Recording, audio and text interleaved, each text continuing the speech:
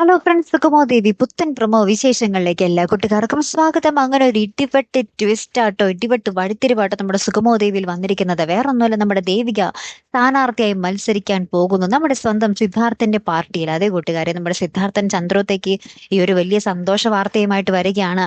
മോളാണ്, ദേവികയാണ് ഞങ്ങളുടെ സ്ഥാനാർത്ഥി എന്നും പറഞ്ഞ് വരികയാട്ടോ. അപ്പൊ നമ്മുടെ ദേവിക, ഞാനോ, എനിക്ക് പറ്റില്ല, അമ്മയെ കൊണ്ട് സാധിക്കാത്തത് എങ്ങനെ എന്നെ കൊണ്ട് സാധിക്കും എന്ന് നമ്മുടെ പ്രഭാവതിയോടൊക്കെ പറയുന്നുണ്ട്. അപ്പൊ പ്രഭാവതി പറയുന്നുണ്ട്, മോളെ കൊണ്ട് പറ്റും, മോള് നിന്നോ, ഞങ്ങളൊക്കെ കൂടെ തന്നെ ഉണ്ടാകും എന്ന് പറയുക കേട്ടോ. അപ്പൊ നന്ദനുണ്ടേ, നന്ദനാണ് നമ്മുടെ ദേവികയെ ചന്ദ്രത്തേക്ക് കൊണ്ടുവന്നത്. അപ്പൊ നന്ദൻ ഇത് കേൾക്കുമ്പോൾ തന്നെ ആകപ്പാടെ കലിയാവുകയാണ്. രാഷ്ട്രീയത്തിലേക്കും കൂടി നമ്മുടെ ദേവിക ഇറങ്ങിക്കഴിഞ്ഞ പിന്നെ മൊത്തത്തിൽ നമ്മുടെ ദേവിക നന്ദന്റെ കൈവിട്ടു പോകും എന്നുള്ളൊരു സംശയമാണ് നമ്മുടെ നന്ദൻ കേട്ടോ.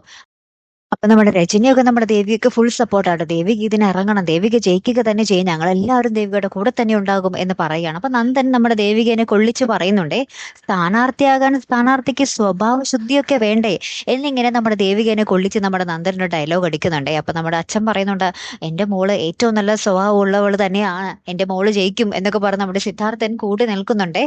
അപ്പൊ ഇനി എന്തൊക്കെ പുകലുകളായിരിക്കും വരാൻ പോകുന്നത് അല്ലെ കൂട്ടുകാരെ. നമ്മുടെ ദേവികയുടെ നന്ദന്റെയും ജീവിതം മൊത്തത്തില് ഒരു ഒഴുക്കിൽപ്പെട്ട ഒരു അവസ്ഥയിലായി നിൽക്കുകയാണ്. അപ്പുറത്ത് നമ്മുടെ അരുന്ധതി ഭയങ്കര പ്ലാനിങ് ആണ്.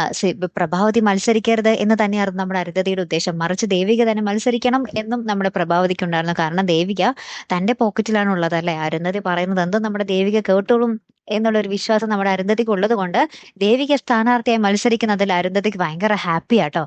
അപ്പൊ ഇനി എന്തൊക്കെ വഴിത്തിരിവുകളായിരിക്കും വരാൻ പോകുന്നത്.